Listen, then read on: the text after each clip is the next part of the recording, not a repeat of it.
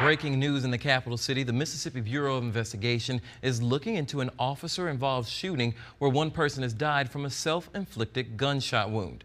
The shooting happened this afternoon near Crestview Street. Here's what Capitol Police say happened. First, officers found a person suffering from a gunshot wound lying in the street. While an officer was providing aid, a suspect at the scene fired shots at the officer. The officer returned fire. Moments later, a woman ran from a nearby home. Police say she had also been shot by the suspect.